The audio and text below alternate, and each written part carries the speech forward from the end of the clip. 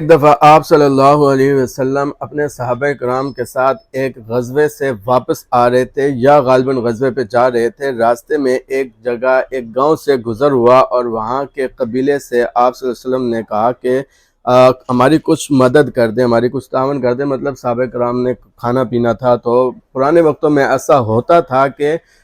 کسی گاؤں سے اگر قبیلے سے گزر ہوتا تھا تو وہ لوگ کھانا پیش کر دیتے تھے، لیکن اس قبیلے کے سردار نے آپ صلی اللہ علیہ وسلم کو منع فرما دیا اور کہا کہ ہم آپ کی مدد نہیں کریں گے۔ تو آپ صلی اللہ علیہ وسلم وہاں سے تھوڑا سا آگے جا کر ایک جگہ پڑاؤ ڈالا اور اسی اثناء میں اس قبیلے کے سردار کو ایک سانپ نے ڈس لیا تھا۔ تو وہ بہت زیادہ پریشان ہوا اور کافی زیادہ علاج کے بعد لیکن اس کو سکون آرام نہیں آ رہا تھا۔ پھر ایک صحابی سے وہاں کے قبیلے کے لوگوں نے رابطہ کیا کہ ہمارا سردار اس طریقے سے بیمار ہو چکا ہے، اس کو سانپ نے ڈس لیا ہے۔ تو ان صحابی نے کہا کہ میں آپ کے سردار کو دم کر سکتا ہوں لیکن میں دم نہیں کروں گا کیونکہ آپ لوگوں نے ہماری مدد نہیں کی تھی۔ تو پھر اس قبیلے کے لوگوں نے کہا کہ اگر آپ ہمارے سردار کو دم کرتے ہیں، اس کو سکون آ جاتا ہے، تو ہم آپ کی مدد کرنے کے لیے تیار ہیں۔ بکریوں کے ایک ریوڑ پر بات طے ہوئی اور ان صحابی نے آپ صلی اللہ علیہ وسلم سے پوچھے بغیر اس قبیلے کے سردار کو دم کر دیا۔ جب اس کو دم کیا تو وہ ٹھیک ہو گیا، ایسے ٹھیک ہو گیا جیسے کسی نے اس کو باندھا ہوا تھا رسی میں،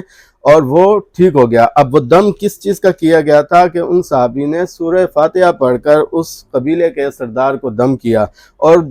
وعدے کے مطابق بکریوں کا ریوڑ لے کر آپ صلی اللہ علیہ وسلم کے پاس وہ گئے اور ان کو بتایا کہ اس طریقے سے ہم نے یہ عمل کیا۔ تو آپ صلی اللہ علیہ وسلم نے کہا کہ آپ کو کیسے پتہ چلا کہ سورۃ فاتحہ میں بیماری کی شفا ہے؟ پھر آپ صلی اللہ علیہ وسلم نے ان کو